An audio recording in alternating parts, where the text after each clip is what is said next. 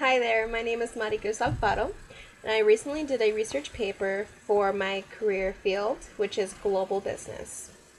My paper was actually titled International Business and IT, which stands for Information Technology, and the question was mostly about the changes and implications of IT and global business.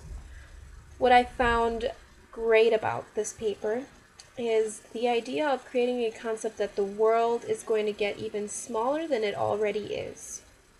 People across countries will be able to communicate in seconds.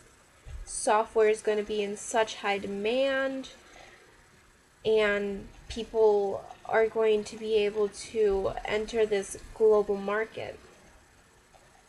The thing about that is because there will be more customers, more partners, more business, there's going to be more competition. And with more competition, there's a drive to be even more innovative than what you already are. A certain strategy may work in a domestic home country. However, in a global market, this domestic strategy might not exactly work as it does domestically. A thing about this is also that information technology is developed by Westerners. Therefore, there are other cultures around the world. Clearly, there are multiple cultures, and there isn't a homogeneous and set standard for everyone to follow when they do business on the global market. This can create conflict between countries. I stated in my paper, for example, that Middle Eastern people are very tied to their religion.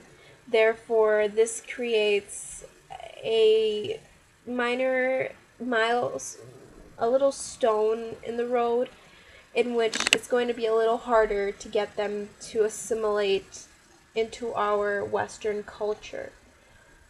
Um, there is a way, however, that a country can actually keep a lot of their values, a lot of their culture, a lot of their customs, everything, if they agree to compromise and just for their business area, keep it separate from their country.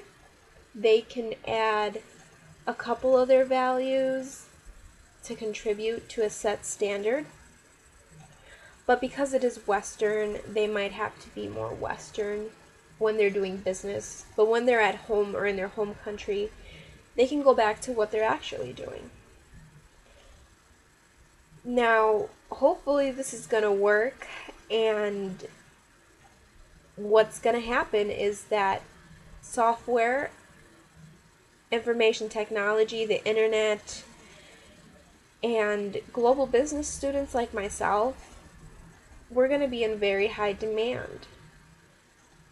And as a global business student, now I have to understand that I will have to be very sensitive to cultures and understand that they're trying their best to assimilate into the Western culture that I am accustomed to. So it's very good to have this insight as an international business student. Culture is definitely one of the main topics of conversation that should come up when dealing with international business. Now, what was the most difficult part of my research paper is going to have to be my peer edits. I don't feel like my peer edits help me accomplish or build upon the ideas that I have to make a better and stronger paper. I feel as though the rubric for the peer editing just wasn't good enough. There should be some way for a student to contribute to the ideas that are presented. In order to make someone's paper stronger, you need that. I understand that we're all from different fields, but there's always something that someone can contribute to a paper. I used EBSCOhost for all of my articles, And they were great articles, very insightful, and I learned a lot, even about things that didn't relate to my paper. But that's the point. It's not to learn one thing, it's to learn a little bit of everything. What I disliked the most about the research paper, again, is just the peer editing. I'm actually going to try and develop a rubric to present to a teacher just so that they know like what kind of things I as a student am looking for and probably what other students are looking for.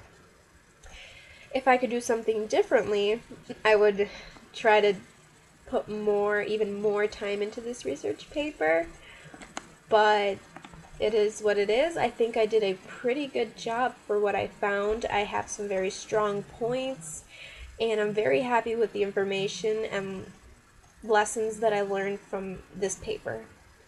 Overall, it was a great project, and I hope to do it again in the future because it's something that I like to do. I love to learn and I love to teach.